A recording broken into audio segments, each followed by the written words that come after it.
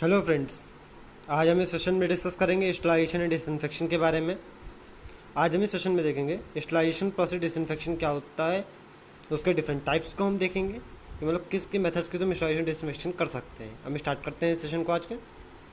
Definition: sterilisation is defined as process of killing all microorganisms including bacteria, bacterial spores, fungi and viruses. Sterilisation का मतलब होता है हमारा bacterial spores, virus, fungi को किल करना। ठीक है। डिसइंफेक्शन मीन्स द डिस्ट्रक्शन और removal of all pathogenic organisms capable of giving rise to infection. Disinfection का मतलब होता है रिमूव करना माइक्रो ऑर्गेनिजम्स को जो कि इन्फेक्शन कॉज कर सकते हैं। ठीक है। Bacteriocidal kills bacteria and bacteriostatic prevents multiplication. Bacteriocide और बैक्टीरियोस्टैटिक जो हमारी एक प्रॉपर्टी होती है, ये डिफरेंट एजेंट्स की जिनको हम स्टरलाइजेशन डिसइंफेक्शन यूज़ करते हैं, या तो बैक्टीरियासाइडल होते हैं, या तो बैक्टीरिया को किल करेंगे, या तो बैक्टीरियोस्टैटिक होते हैं, मीन्स उनकी ग्रोथ को स्टॉप करेंगे। बैक्टीरियो मतलब माइक्रो ऑर्गेनिज्म या बैक्टीरिया, स्टैटिक मतलब स्टॉप कर देना। ठीक है, मतलब उनकी ग्रोथ को स्टॉप कर देना। और बैक्टीरियोसाइडल, साइडल का मतलब होता है किल करना, बैक्टीरियो मतलब माइक्रो ऑर्गेनिज्म को किल कर देना। ओके, हम आगे देखते हैं मेथड्स ऑफ स्टरलाइजेशन। सबसे पहला हमारा मेथड है फिजिकल, दूसरा है केमिकल। फिजिकल में तीन मेन मेथड्स हैं: हीट, रेडिएशन, फिल्ट्रेशन। हीट में हमारा dry heat, moist heat. Dry heat में हमारा आता है red heat, flaming, incineration, hot air oven, infrared. ठीक है। मॉइस्ट हीट में हमारा आएगा tyndallisation, boiling, autoclaving, pasteurisation. Radiation में हमारा आयोनाइजिंग, नॉन आयोनाइजिंग रेडिएशन होते हैं दो तरीके के। फिल्ट्रेशन में हम earthenware, asbestos, sintered glass, membrane filter. ठीक है। केमिकल में हम लिक्विड और गैसियस दो तरीके से, alcohol, aldehyde, phenolics, halogens, heavy metals, surface active agents, dice. Gaseous में फॉर्मल्डिहाइड, इथाइलिन ऑक्साइड, प्लाज्मा।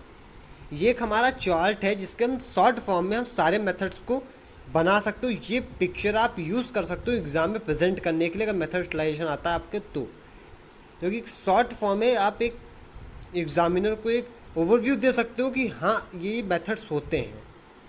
ठीक है। हम एक एक करके सभी मेथड्स को डिस्कस करना स्टार्ट करते हैं। सबसे पहले हम डिस्कस करेंगे सारे फिजिकल मेथड्स को, उसके बाद हम देखेंगे केमिकल मेथड्स। पहले फिजिकल मेथड। फिजिकल मेथड में हीट में हमने कहा था ड्राई और मॉइस्ट हीट थे। अब हम एक एक करके हीट के सारे मेथड्स को देखेंगे। सबसे पहला टिंडलाइजेशन। The principle is that first exposure kills all vegetative bacteria and spores germinate during storage interval are killed on subsequent heating. टिंडलाइजेशन का बेसिक प्रिंसिपल ये होता है कि जो भी हमारा ऑब्जेक्ट है जिसको हम स्टरलाइज कर रहे हैं, उसमें माइक्रो ऑर्गेनिजम्स फर्स्ट एक्सपोजर पे मैक्सिमम जो बैक्टीरियाज होते हैं वो किल हो जाते हैं। जो रिमेनिंग रहते हैं वो फर्दर एक्सपोजर जब हम कराते हैं ऑर्गेनिज्म, मतलब उस आर्टिकल का स्टरलाइजेशन में, तो उनका किलिंग हो जाता है। जैसे इसका मतलब ये है substance is heated for 15 minute for 3 days in a row. मतलब जो भी टिंडलाइजेशन में जिस भी हम ऑब्जेक्ट का स्टरलाइजेशन करते हैं उसको हम 3 डेज के लिए रेगुलरली करते हैं फॉर 15 मिनट्स। ठीक है। डेली हम 15 मिनट्स के लिए 3 डेज के लिए रेगुलरली करते हैं। इसमें जब हम फर्स्ट डे पे करेंगे तो मैक्सिमम माइक्रोजम्स किल हो जाएंगे, लेकिन जो रिमेनिंग हो जाते हैं या जो फॉर्म्स पहले स्पोर थे वो बाद में जर्मिनेट करके वेजिटेटिव हो जाते हैं, वो फर्दर एक्सपोजर पे किल हो जाते हैं। ठीक है। ये हमारा होता है टिंडलाइजेशन। अगला है boiling. Vegetative bacteria are killed almost instantly at 90 to 100 degree Celsius. The material should be immersed in water and boiled for 10 to 30 minutes. As addition of acid alkali washing soda increases the sterilising capacity. Boiling method में जब हम water को 90 to 100 degree Celsius पे boil करते हैं तो maximum vegetative bacteria kill हो जाते हैं। इसमें हम इस प्रोसेस को हम ऐसे यूज़ करते हैं, हम वाटर को 100 डिग्री सेल्सियस पे बॉयल करते हैं, उसमें हम आर्टिकल्स को इमर्स कर देते हैं, हम 10 to 30 मिनट्स के लिए एक्सपोज करते हैं।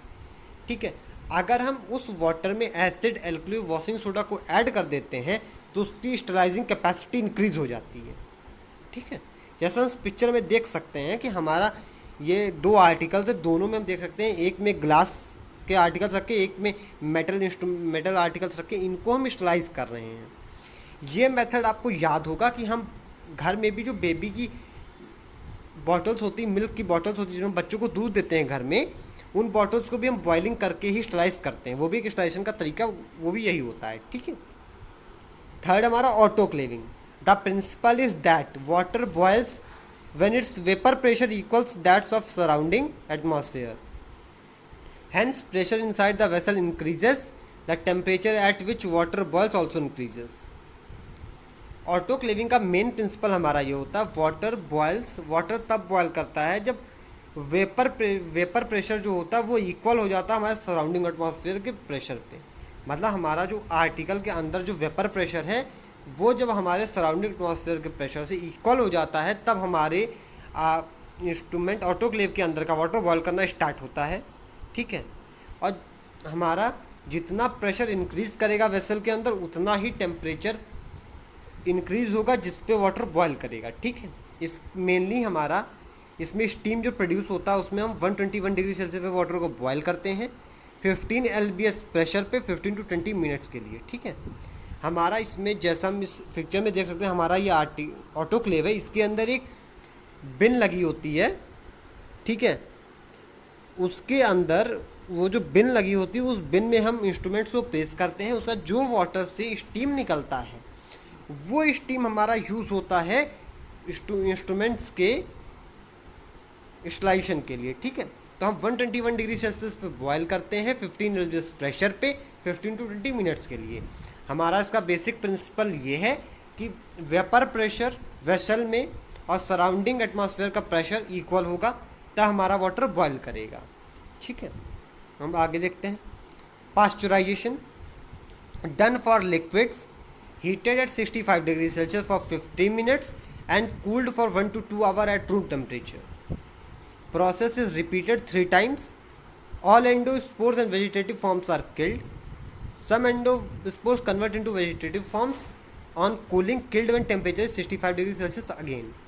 पास्चराइजेशन मेनली हम लिक्विड्स के लिए करते हैं और मेनली हमारा सबसे मेनली यूज़ इसका मिल्क में करते हैं, ठीक है। हम इसमें सबसे पहले लिक्विड को 65 डिग्री सेल्सियस पे बॉयल करते हैं 15 मिनट्स के लिए, उसके बाद उसको हम रूम टेम्परेचर पे कूल करते हैं। हमारा इसको हम रिपीटेडली 3 टाइम्स बॉयल करते हैं। इसमें हमारा मेनली प्रोसेस ये होता है जब हम फर्स्ट एक्सपोजर करते हैं तो मैक्सिमम बैक्टीरिया किल कर जाते हैं, लेकिन जो रिमेनिंग स्पोर्स बाद में वेजिटेटिव फॉर्म्स बन रहे हैं वो रिपीटेड एक्सपोजर पे किल हो जाते हैं, ठीक है। हमारा ये हम मेनली मिल्क के लिए यूज़ करते हैं पास्चराइजेशन। 65 डिग्री सेल्सियस पे हम बॉयल करेंगे 15 to 30 मिनट्स के लिए और 1 to 2 आवर के लिए रूम टेम्परेचर पे उसको कूल करेंगे और हम उसका रिपीटेड एक्सपोजर करेंगे 3 टाइम्स, ठीक है। फिफ्थ है हमारा hot air oven and holding period of 160 degree Celsius for 1 hour is used to sterilise scissor, scalpel, syringes, swab, fats, dusting powder. The oven is heated by electricity with heating elements in the wall of chamber. It should not be overloaded and glassware should be dry. Test tube and flask wrapped in paper.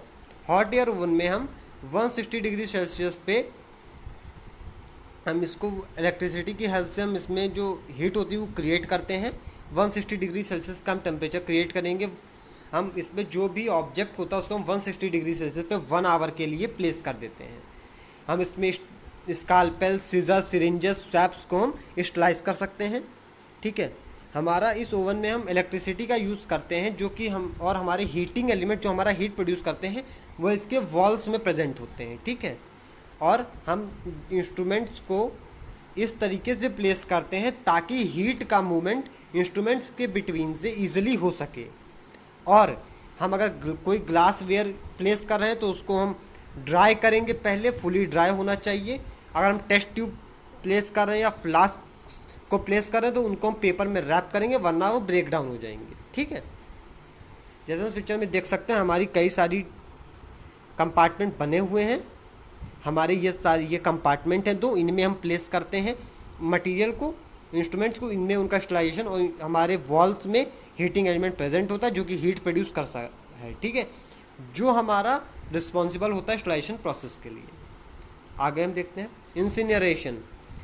This is excellent method for safely destroying materials such as contaminated cloth, animal carcasses, plastics, polystyrene plastic, On negative side of incinerator, send toxic material like dioxin and mercury, which causes of hormonal disturbance, cancer, changes in reproductive process. Incineration का mainly हमारा मतलब होता है waste material को burn out करना, ठीक है।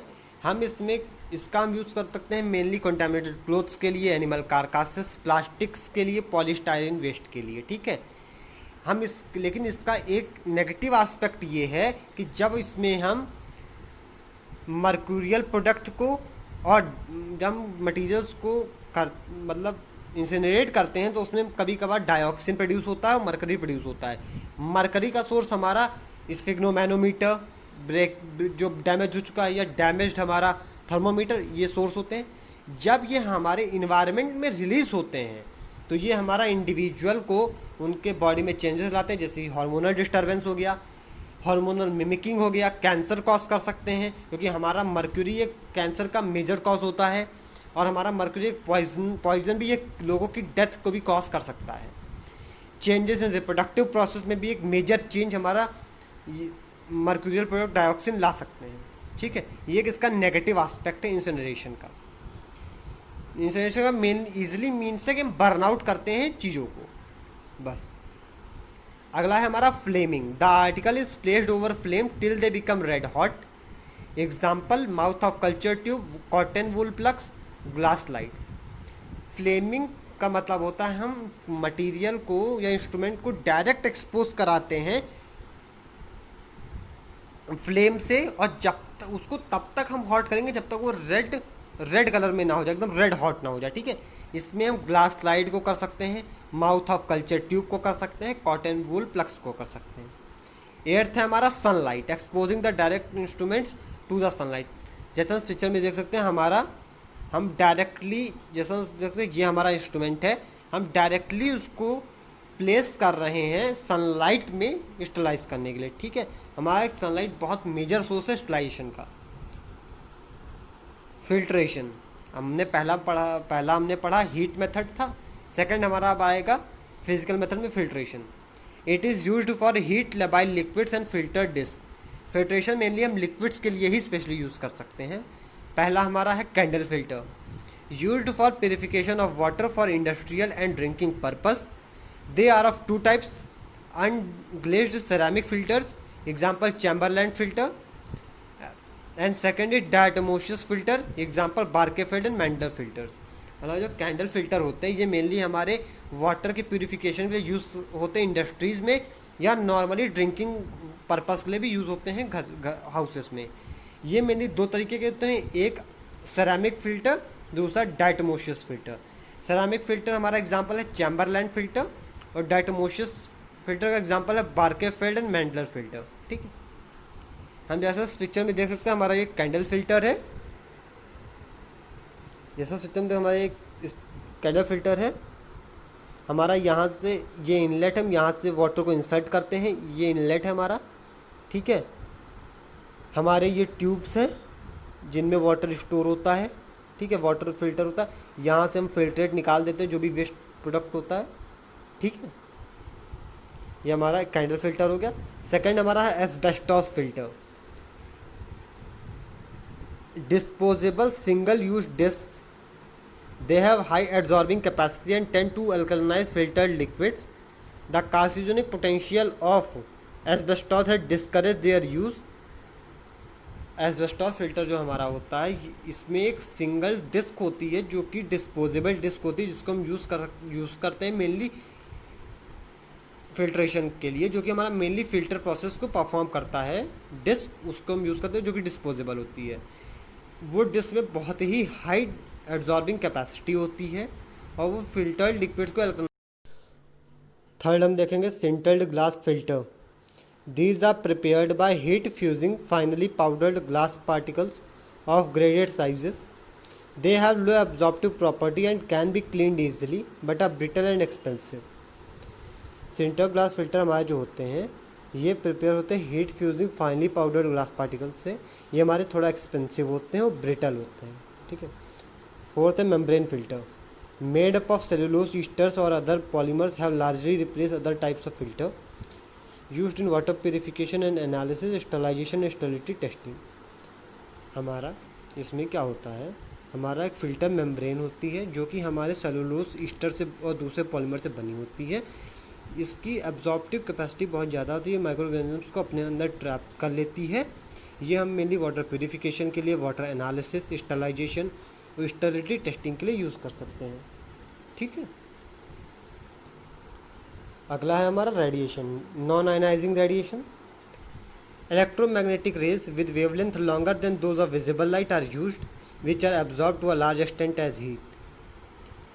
इसमें क्या होता है, नॉन आयनाइजिंग रेडिएशन में जब नॉन इलेक्ट्रोमैग्नेटिक रेडिएशंस को अप्लाई करते हैं तो वो हमारे जो सब्सटेंसेस होती है, मतलब इलेक्ट्रोमैग्नेटिक रेज की जो वेवलेंथ होती है वो विजिबल लाइट से ज़्यादा होती है, और जब ये हमारे ऑब्जेक्ट पे जिनको हम स्टरलाइज कर रहे हैं जब उनसे मीट करती है तो ये उनको एब्जॉर्ब कर लेती है और हीट की तरह उसको स्टरलाइज करने का काम करती है। ठीक है, इनको हम infrared for pre packed items, UV radiation for, हम इसमें नॉन आयनाइजिंग रेडिएशन में इंफ्रारेड रेज को हम प्री पैक्ड आइटम्स के लिए यूज़ कर सकते हैं, और यूवी रेडिएशन को एंट्री वेज पे, ऑपरेशन थिएटर में, लैबोरेटरीज में यूज़ करते हैं। ये हमारा it damages DNA by producing thymine dimer, मतलब ये क्या करता है, ये बैक्टीरिया के डीएनए को डैमेज कर देता है और थायमीन डाइमर को बनाता है, जो कि म्यूटेशन को कॉज करता है, जिसकी वजह से उनका किल हो जाते हैं। ठीक है, थायमीन डाइमर को प्रोड्यूस करता है डीएनए को डैमेज करके, जो कि हमारा रीज़न होता है उनके किल होने का नॉन आयनाइजिंग रेडिएशन में। जैसे पिक्चर में देख सकते हैं हमारे आर्टिकल्स रखे हुए हैं, इन पे हम ब्लू कलर में देख रहे हैं, हम लाइट अप्लाई कर रहे हैं जो कि उनको स्टरलाइज करने के लिए यूज़ की जाती है। Ionising radiations, X rays, gamma rays, cosmic rays is highly lethal to DNA and other vital constituents, they have very high penetrative power. इसमें हम क्या करते हैं, एक्स रेज, गामा रेज और कॉस्मिक रेज का यूज़ करते हैं जो कि हमारे डीएनए के लिए बहुत ज़्यादा हार्मफुल होती है। ये बैक्टीरिया के डीएनए को तुरंत किल कर देती है, डैमेज कर देती है, उनकी डेथ को कॉज करती है। इनकी पेनिट्रेटिव पावर बहुत हाई होती है नॉन आयनाइजिंग के अगेंस्ट में। गामा रेडिएशन को हम जैसे यूज़ कर सकते हैं प्लास्टिक के लिए, सिरिंजेस के लिए, कैथेटर के लिए, स्वैप्स के लिए। ठीक है, जैसा हम देखते हैं हमारा ये कंपार्टमेंट है, इसके अंदर हम ऑब्जेक्ट को प्लेस कर देते हैं। उसमें जो ब्लू कलर की लाइट है ये डिफरेंट या तो एक्सरे या गामा रे या कॉस्मिक रेज को प्रोड्यूस करेगी, जो कि हमारे आर्टिकल्स में एंटर करके उनके माइक्रोऑर्गेनिज्म्स को किल कर देगा और उन्हें स्टरलाइज कर देगा। अब हमारा केमिकल मेथड्स, पहला हमारा alcohol, they act by denaturing bacterial proteins when applied as an aqua solution in the range 60 to 90%। Ethyl alcohol and isopropyl alcohol commonly used, they are used for cleaning skin for invasive procedures, hand disinfectant, thermometers and stethoscope cleaning. Alcohol हमारा सब बहुत ही एक commonly used disinfectant है। ठीक है, ये act करता है जो बैक्टीरिया होता है उसके प्रोटीन्स को डिनेचर करके या उनके स्ट्रक्चर को ब्रेक डाउन करके। ठीक है, इसके दो एग्जांपल मैंने इथाइल अल्कोहल और आइसोप्रोपाइल अल्कोहल। हम इसका मेनली यूज़ कर सकते हैं हैंड सैनिटाइज़र में, इन किसी इन्वेसिव प्रोसीजर के क्लीनिंग करने के, जैसे हम वेनिपंक्चर कर रहे हैं वहाँ पे हम अप्लाई क्लीन कर सकते हैं एरिया को। हम स्टेथोस्कोप, थर्मोमीटर की क्लीनिंग के लिए भी इसका यूज़ कर सकते हैं। हैलोजेंस, दूसरा हमारा केमिकल में आएगा iodine solutions used as an antiseptic और स्किन और टिश्यू। हमारा हैलोजेंस में हम आयोडीन सॉल्यूशन, आयोडीन टिंचर का मेनली यूज़ कर सकते हैं एंटीसेप्टिक की तरह से। मेनली हमारा जो फॉर्म होता है वो हमारा होता है पोविडोन आयोडीन, जो हम कॉमनली यूज़ कर सकते हैं। और हमारा दूसरा हैलोजेंस में क्लोरीन होता है जो हम डिसइंफेक्टेंट का यूज़ कर सकते हैं। हमारा हाइपोक्लोराइड फॉर्म अवेलेबल होता है क्लोरीन का, ये हमारा एक broad spectrum antimicrobial activity का एक्शन होता है। ठीक है, आज हमने सेशन में डिस्कस किया स्टरलाइजेशन के डेफिनेशन के बारे में, उसका डिसइंफेक्शन की definition, bacteriocidal bacteriostatic activity, different methods हमने देखे। हमने देखा फिजिकल मेथड्स, केमिकल मेथड्स। ठीक है, तो हमने फिजिकल में देखा हीट था, रेडिएशंस था। ठीक है, उसके बाद हमने केमिकल्स में देखा हमारे हैलोजेंस थे, अल्कोहल था। ठीक है, थैंक यू।